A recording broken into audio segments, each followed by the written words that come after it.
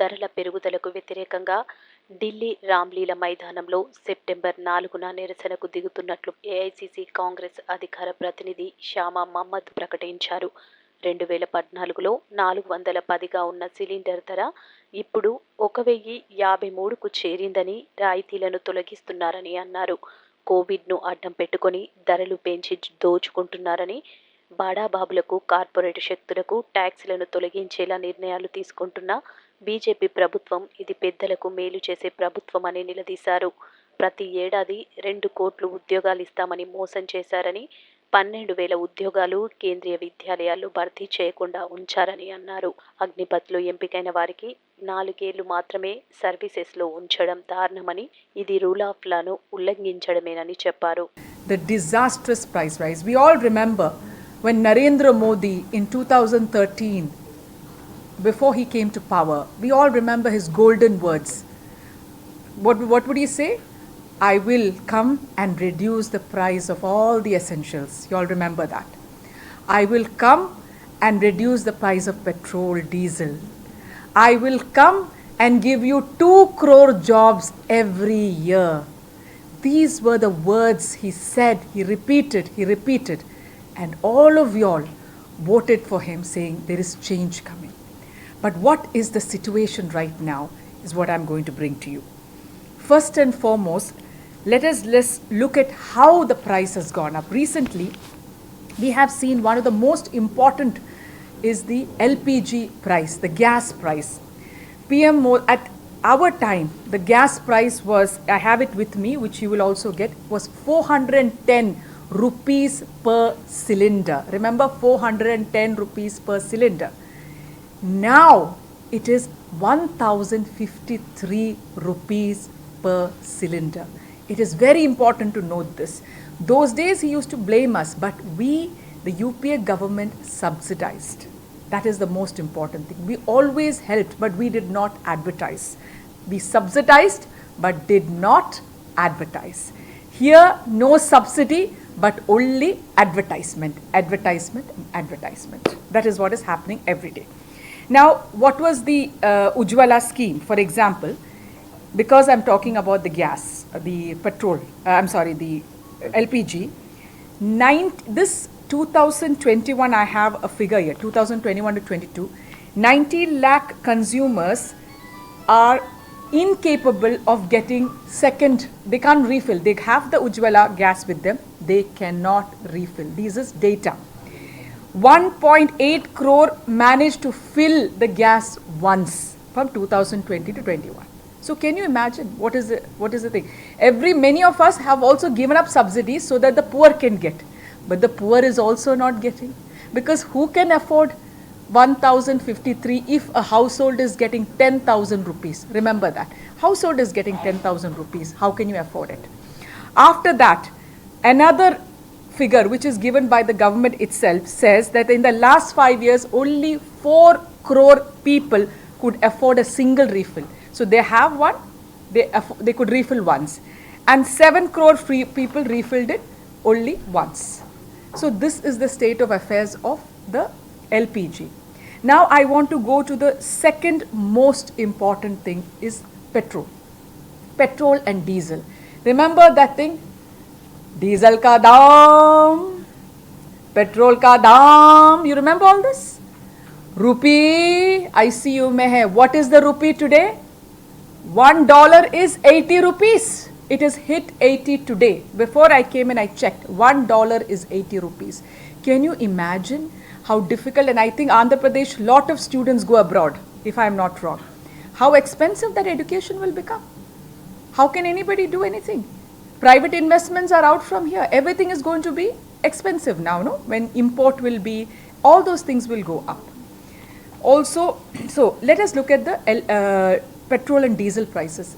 In 2014, before we demitted office, it was $106 a barrel. These are very important figures because they always tell you that, there is COVID, there are other issues. $106 a barrel.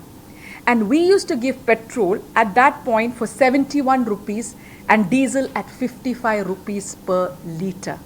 That is because at that point of time, the excise duty for diesel was 3.4 and for petrol was 9.2. Now the problem right now is, if we see now the petrol price has hit 100 and the diesel price also is around 100.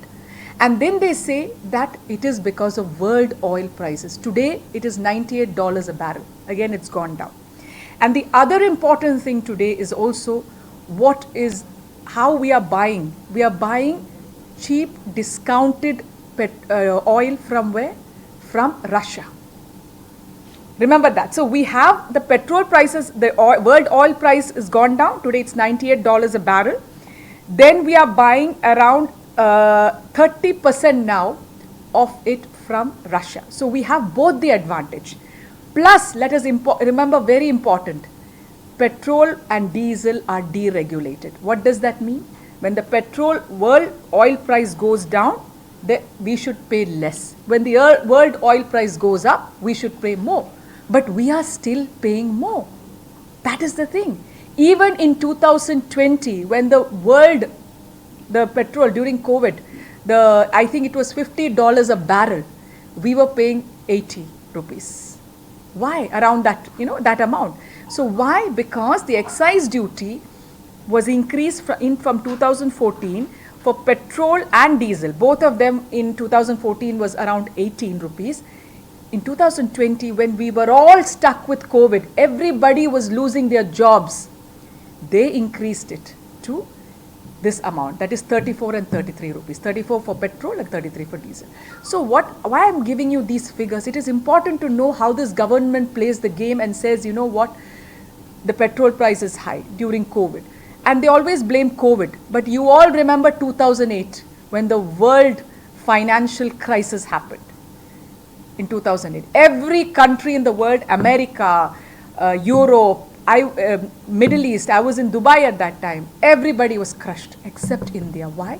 Because the Manmohan Singh UPA government protected you all. But we again did not advertise, we subsidized, we help our people. Even after petrol was deregulated in December of 2010, we still subsidized.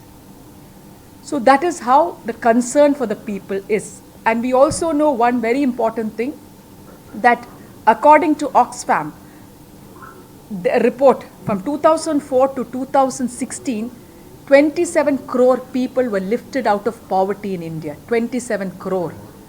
But now the latest report came after COVID, around 23 crore people have gone back to poverty. So this is the state of affairs of this present government. So I am giving you what we were and what we are. The third most important thing which I want to talk about is the GST on food now, packaged food and everything. Your wheat, your dal, your atta, your all those things now have 15% GST, 5%, sorry. Now the most important thing again in this, what you have to notice is 25 liter and above, 25 kg and above does not have 5% GST. But anything below 25 kg and 25 liter have 5% GST. What is the meaning of that? Who buys above 25 liter and 25 kg? Only the rich. Again, Mr. Modi is saying to my rich friends, I will help you, but I will not help the poor. That is what his clear message is. So, if a poor family will buy 2 to 3 kgs, a middle class family will buy a 10 kg atta packet and keep at home. That's what they do, or rice. Now that they have to pay. Curd, yogurt, paneer. Paneer is the staple of many Indians. Everywhere there is GST. So this again says, why not put the 5% GST on 25 liter or 25 kg? More than that. Why not put it and get the rich people to pay for it? Why not? This is the same thing. Like how he cut the corporate tax. He cut the corporate tax in 2018. There was a corporate tax cut. For all the big corporates, 20% tax cut was there. Again, you're giving help to the rich, but not to the poor. So this clearly shows that this government is of the rich people. Important point is about the jobs.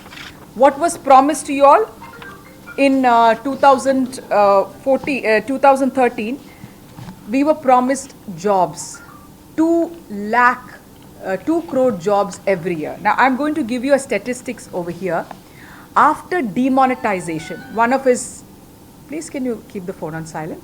After demonetization, when did our economy hit rock bottom? Is after demonetization. They always say COVID, our GDP went down. What was the GDP just before COVID? What was the GDP? 3.2%. That is not COVID got the GDP down. It was the it was the demonetization. It was the wrongly implemented GST, the way they did it. These are the causes for the reasons for our GDP going down. So remember, every time you hear COVID, don't listen to that, because we also in 2008 had the global financial crisis. We knew how to manage it. So these are excuses. Now, in terms of jobs, before COVID stuck, there was 6.1% was the unemployment, and that was a 45-year high. In 45 years of Indian history, before that, we did not have this bad unemployment. Now, after the COVID is struck, they say 1 crore salaried people have permanently lost their jobs, and Indians have become poor by 97%. And an important thing from Parliament, which recently the government themselves said, that after 2014 till now, 22 crore youth applied for jobs. But we could only give 7.22 lakh jobs. Can you imagine that? Where is the 2 crore? I don't understand why you people are not asking that question. Where is that 2 crore jobs every year? Every time, every excuse is given. Now forget that. The other important thing is vacancies in government jobs. In government jobs, in Kendriya Vidyalaya, 12,000 posts, these are not my figures, these are coming from the government itself. 12,000 posts remain vacant. 3,000 in Navodaya Vidyalayas. Why are these jobs not filled? That is another important thing. Now, always when you all get into a job, you all like it to be a permanent job. You like it for so many years. That's what you all get into. Now they got a new scheme. What is it called? Agnipath. Agnipath is for 4 years. Remember, I want to be the soldier for my country. I want to fight for my country. I want to die for my country. What do? I will train as a soldier thinking that I can be there for a long time serving my country. But these soldiers are told, now the new recruits are told, you will get only 4 years. Out of the 4 years, 6 months we will train you, and 42 months is the rest part, and after that your job is gone. So after that 4-year period, 76% recruits will be without a job. Just imagine how they feel. Where are these people going to get jobs from? What has happened to our pension? So they don't want to give any more pension. What is the social security net? I know many Andhra people are in the US. In the US, they have something called the social security net. You pay tax, you get something back. Now, what they're doing is, the direct tax which they have to take from the rich, they take very less. But what they do, they're giving indirect tax. What is indirect tax? Is the GST. So everybody, a poor person who buys a shoe should pay money. A poor person who buys atta, wheat, you know how difficult for daily laborers to get their daily wage. You all know that. If there is no job, that particular day, there is no food on their table. So that has also increased the problems. So this Agnipath scheme, again now, they are taken it. They want to do something like this, where there are two issues in this. Because when you're a soldier, you have to be trained to love your country. Now you're trained like a job. Can you imagine? For 4 years you're trained for something. How can you have to love the job? I'm a soldier. So that itself is also taken away from you. Then what is happening? All our PSUs, are being sold to private. Everything is taken out by 1 or 2 business people are given everything. Finally, we'll not have anything. Railways, everything will be gone. Airports, railways. So where do Indian people get their jobs? Now, if they are giving jobs, if the government of the day is ready to give the jobs, then we understand. But they also don't have jobs because there are no private investments in this country. 90,000 crores taken out last year. Where is the private investment? Why is there no private investment? Because of the unstable situation in this country. The social harmony is completely disrupted. We see when somebody feels, I think he threw stones somewhere. Okay, go and bulldoze his house. Is this the way of law and order in a country? We are a democracy. by somebody saying that, I saw him throw stones in that particular area, or I saw him doing this, and you go and bulldoze a house. You go and arrest the person. Arrest the person, let the case go, get the witness, let it go to court, and if the court says bulldoze the house, go and do it. That is how a democracy functions. A democracy does not function by somebody a CM telling, I want you to bulldoze that house. What is the world is watching? The world is watching also the release of Bilkis Banu's rapists. Let me tell you also on today, a woman, heinous of heinous crime that is. So all these things are affecting India. So why did I bring this Bilkis Banu? Why did I bring the other? Because it leads to private investments in this country. Why we don't have so much of social unrest is happening. So private investments going out, because tomorrow they feel that this factory is over there and somebody in that factory did some poster of Modi which is not nice, which he's standing like that, go and demolish the factory, or tell the factory to stop working for 5 days, 10 days. We are not giving license cancelled. It can happen. If you can bulldoze a house, this also can happen. I am not talking about any religion here. I am talking about Indians. We are a democracy. There should be rule of law. You cannot and shall not do what you feel like. That is what I am trying to say. So that is why I have put in this, that where is so private investments. Then the other important thing is, we heard about when Mr. Modi came in, he said, each one of you will get 15 lakh crore, isn't it, into your bank account from where? From that khata in Swiss bank. Okay. Let me give you another statistic. In 2021, 30,500 crore has been deposited by Indians in Swiss banks. 30,500 crore. That is, in 14 years, we have never seen such a deposit. So the Swiss bank account also has gone up. Now we should not get 15, you must get 30 crore. 30 lakh in fact, in the account. No, instead of 15, you should give 30. What is happening? See, all this is not given out by the media. So this is what we are seeing. So what I want to say is that what the Congress government has done, and always we protested this mehengai which is happening right now. I was there. We wanted to go, the MPs along with Rahul ji wanted to walk from the parliament to parliament to Vijay Chowk, was not allowed. We wanted to go from AICC headquarters to Prime Minister's home. We are not allowed. Section 144. I am asking you one question. Before 2014, you must have seen so many protests I remember, in Delhi for various things, price rise. You saw many of their ministers with gas. Why are we, a party, the National Party, stopped from protesting price rise in Delhi? That itself shows they want to hide something. If they did not do anything wrong, or if they believe this is a democracy, then they will allow us to protest, no? So they did not allow us to protest. Like that, we have done multiple protests in Delhi, and we will be doing also multiple protests in Delhi. 4th of this, on 4th of September, we have a protest happening in Ram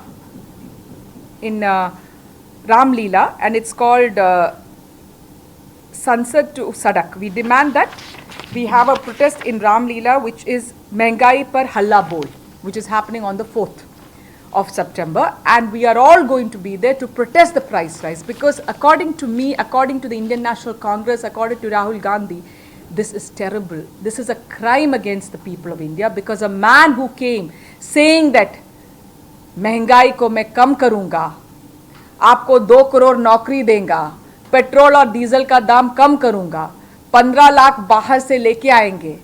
What has happened to all this? You need to question. So we are going through a very difficult time, and we need to use all this, and all this very important is all of us will be there on the Mehengai rally in Mehengai Ka Halla Bol on 4th September in Delhi at the Ram Leela Maidan. And I would request all of you all also to be present to cover that. It's a very important rally happening there, with Rahul ji attending that rally. Thank you very much. Tell you one thing. If you look at the other parties, even after 2004, before 2014 also, there were people leaving from the Bharatiya Janata Party. 2014. Later, many of them left also, very senior leaders. So sometimes there will be churning in the party. The young blood also has to get an opportunity. And that's about it. I mean, you know, I don't want to comment on his reasons for going and all those things, but at the end of the day, there are a lot of new people joining the party. You know, But so, this is a crucial phase for Congress. so that's what those who stay with the Congress are the real Congresses, na then. As per the compared to the other parties, no party senior leaders are left from the party. No, I believe there is nothing like your party or that party.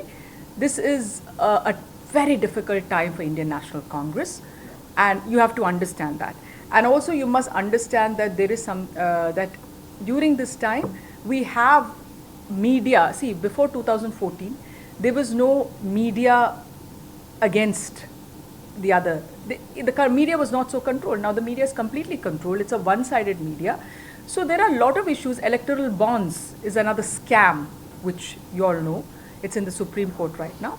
So these are difficult times, and I think those who stand with the Congress party during difficult times, like you say, which family stands with family during difficult times, isn't it? So that is the thing which I look at it. We'll look at, maybe we'll expect around 1 lakh is what we are expecting. That is what we. So we are, you know, it's a very important thing. That's why I'm inviting all of you all also must be there, because it's a very important.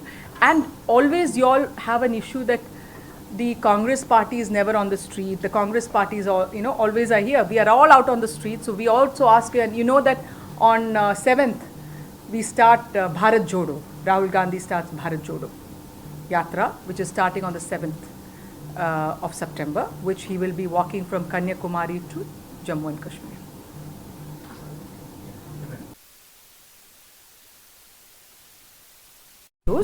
And I, you know, it is not my thing to comment on the strategy of the coming elections, but we definitely want to get back to what we were before in Andhra Pradesh, the Congress party.